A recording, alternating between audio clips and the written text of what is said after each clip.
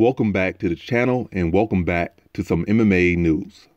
In this video, I'll be covering Claressa Shields' thrilling MMA debut. So last night, two-time Olympic gold medalist and undefeated multi-division boxing world champion Claressa Shields made her MMA debut versus Brittney Elkin. And her debut was not without adversity, like not at all, because she was actually 2 rounds in the hole going into the 3rd round and needed a stoppage, whether it be by flying knee, elbow, kick, spinning back fists, injury, cut.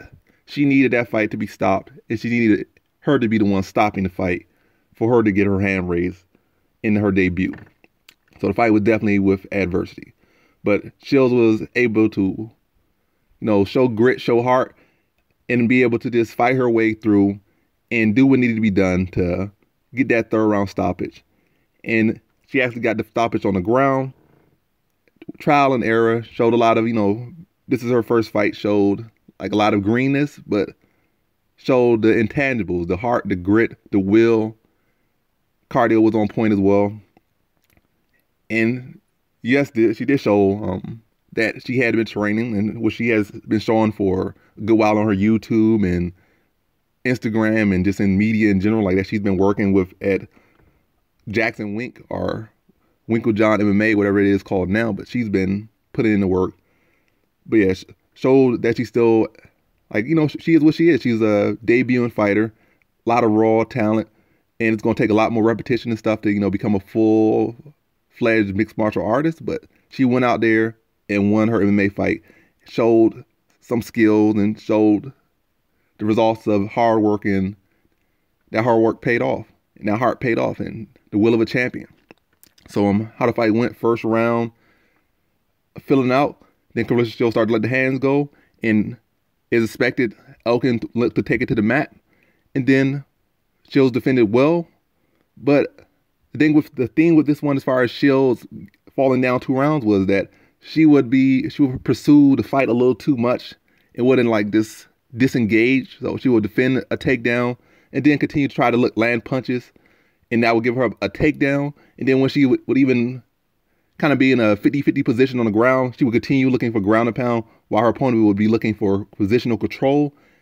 Even the 1st round, she defended the takedown and pursued the ground and pound, defended the takedown, then attacked. Then that gave up the takedown position. Then she was still 50-50 and then would pursue ground and pound some more. Then Elkin would turn her, put her on her back, control her, slowly transition up. And in the last minute or minute 50 seconds, Elkin was able to mount her, but didn't do much damage till maybe the last couple seconds, but still no real flush shots landed on Shields. Shields showed solid head move off her back, which is not advertised or what you should not do. You should really just body lock and keep them in tight. What she did after a point, she started throwing shots from the bottom, which, again, not advised, which you should not do. And then eventually just went back to pull her down and bring her posture down, which is the right path to do, or at least one of the first steps to do. She didn't have the other step, like the hip escapes or anything like that. She's still raw, still green, but did what she needed to do to survive the round. 2nd round, come out, again, letting her hands go. But then she sprawls, but starts to look for ground and pound from the sprawl. Tries to get an angle, land some ground and pound. But again, Elkin's able to turn her. And matter of fact, not even then, she didn't turn her.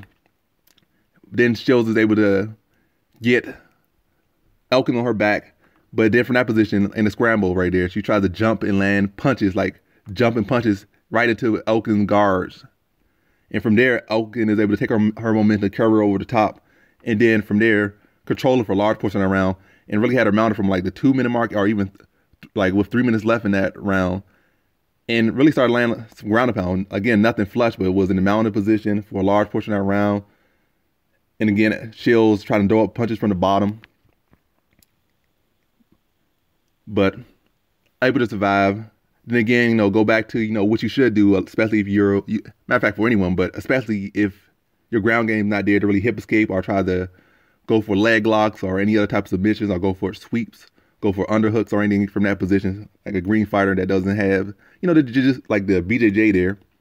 And again, body lock, pull her posture down, and was able to survive the round. But at the end, Elkin tried to go for a mounted armbar, or try to go from an armbar from the mount.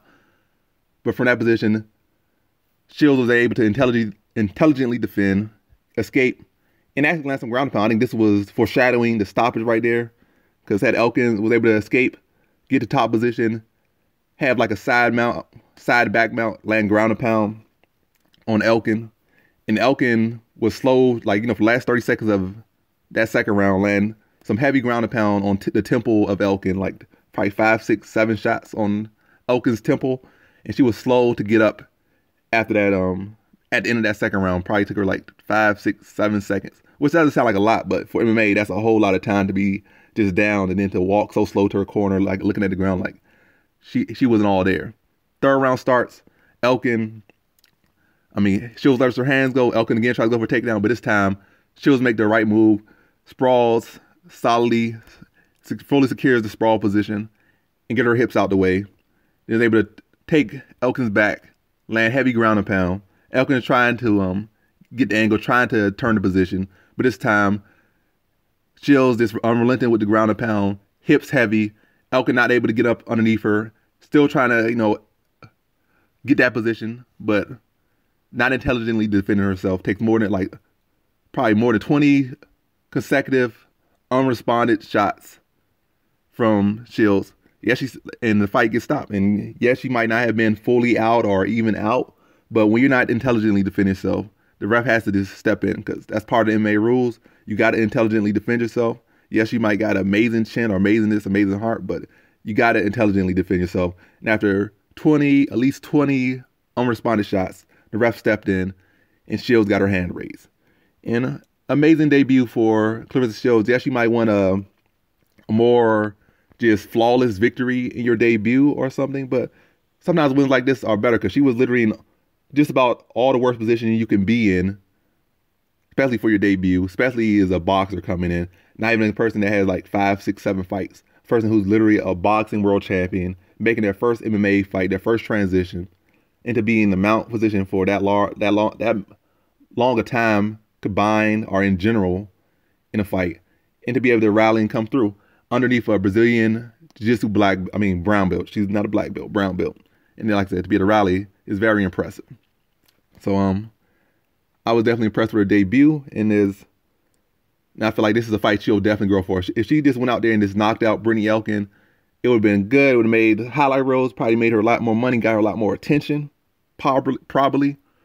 But when you face adversity and survive and are able to overcome and get a victory and, overcome that, I think she's going to fall in love with MMA a lot more. And it's going to make her better. She's going to want to get better in those positions, look at the tape. She has more tape to work with, and going to come back much better than if she would have got a quick first round knockout. So I definitely think this is the better route. You don't want to do it, but when you do face adversity like that and overcome, you become a much better fighter than if you just run through every single opponent. So much impressed by her debut. And as far as going forward, I definitely think she should take a slower route, get some wins underneath her belt, take her time, round out her skills, and if all goes right, she can be a mega star, I think, in boxing and MMA, make big boxing fights, make big MMA fights, and take her time. I don't think she should try to rush to fight the Amanda Nunes's and Kayla Harrison's, because right now her ground game definitely needs a lot of work, and she needs a lot more experience to put on her tank. But I'm not saying she can't beat those women ever, but give it like 2 years and at least 10, 20 fights, I think, or 10 to 20 fights in a right progression, bring her along right. She's still, like 25, 26, very young. So she has a lot of time for her to become a pay-per-view star and to flesh out her skills. So take your time with her, and for her to take her time with her career. And I definitely can see her beating those women if she's taken along the right way.